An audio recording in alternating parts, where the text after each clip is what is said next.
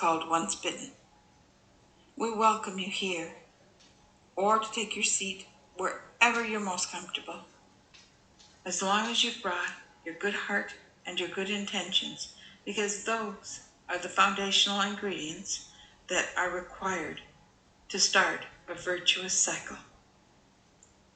And we know, all of us know, this world needs a virtuous cycle to begin. Here we go, chapter 162, Once Bitten. She was every bit of as intoxicating as she had always been. Their passion was explosive. Bianca seemed different, though. Somehow, she was more tender, more reciprocal, more feminine, maybe. Perhaps. But then he wondered at that last descriptor. Bianca was nothing if not feminine. Her natural endowments were a wonder to behold. They were enough to make a grown man weep with longing. He just knew it was somehow different, and he fell in love all over again with his enigmatic, fragile, anxious, daredevil wife. And then, after they exhausted themselves, she curled up next to him and slept. She slept like a little cherub, right there next to him in his bed, with her hands clasped near her face, and her thumb almost touching her lower lip, as she slept as though all was perfectly right in the world. Bertie counted his blessings. Shortly after they arrived at the hotel, Bianca's wide eyes scanned in every direction. There was a nightshirt in the hotel gift shop window that caught her eye. She had to have it. Bertie could not quite fathom it. It was a very fine cotton nightshirt that would barely cover her bottom. But it had caught her attention and her imagination, and she had to have it. She did not even have to try it on. To him it looked like an old pirate's shirt, with blousy sleeves and buttons down the front and a huge lace collar. But it was the first time he'd seen her smile since she had returned, and he would have bought it for her no matter what it was. He found it strange when she insisted on wearing it to bed, but he asked himself, what does it matter? Perhaps she's feeling a little self-conscious about her post-childbirth body.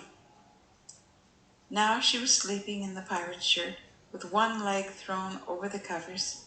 He laid next to her and he watched her beautiful face. The curls flopped onto her forehead and her black eyelashes laid against her ivory skin. Her pink mouth was slightly pursed as she breathed in and out.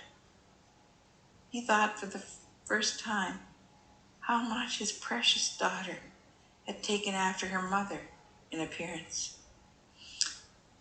As he thought of Alicia, his heart seemed to draw in more blood, and in the next beat of his heart, it pushed out enough blood into his circulatory system to help him realize that he would give everything that was within him to protect his little family.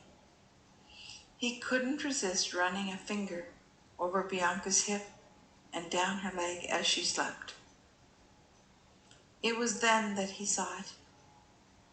The shirt rode up as Bianca moved slightly in her sleep. As it rolled up over her hip, Bertie saw a bite mark on the hip. His mind went into immediate denial. He was certain that he was wrong. Bertie slowly and gently got out of bed as Bianca slept.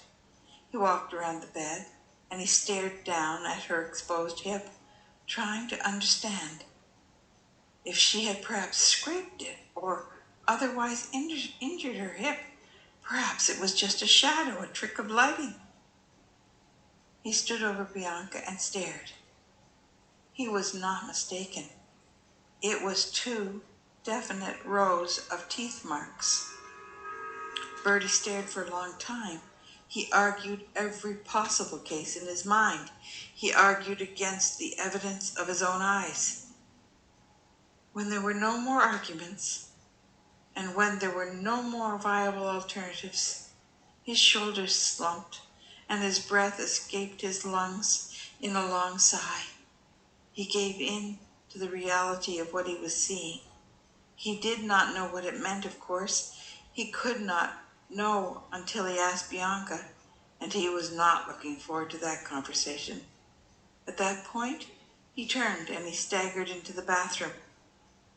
He sat on the edge of the tub, struggling to take a deep breath so that he could make himself calm down. "What the hell does that mean?" his inner voice demanded.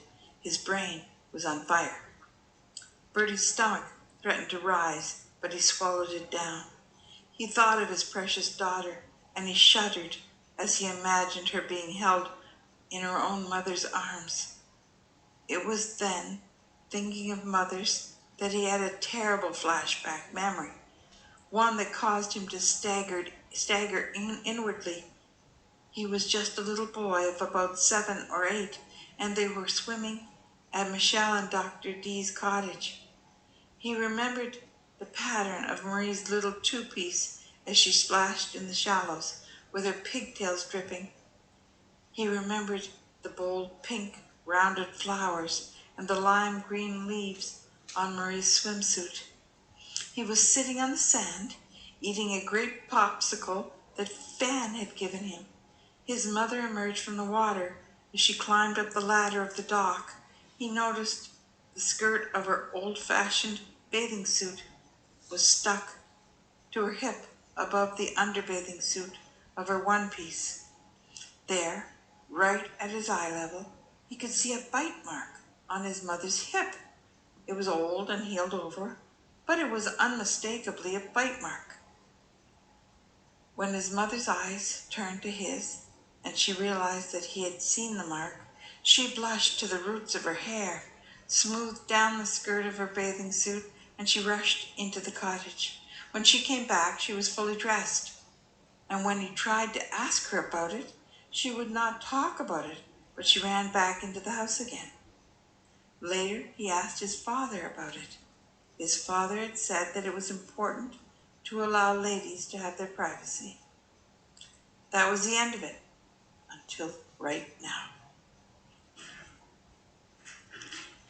His mind was whirling. Why would that come to mind at this moment? Were the bites as identical as his mind was telling him they were? How could that be? Just how? He wanted to know. Just how? After a long time sitting on the edge of the tub, Bertie knew that he had to get out. He opened the door and Bianca still slept in her unparalleled beauty. Bertie grabbed his clothes, shoes, and watch, and he put them on in the bathroom. Then he decided to go for a walk, to clear his mind with cold air. He quietly let himself out of the room.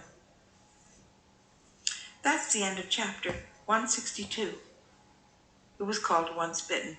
The next one is called Mark of the Past. We hope that you'll come to visit us again for the next chapter.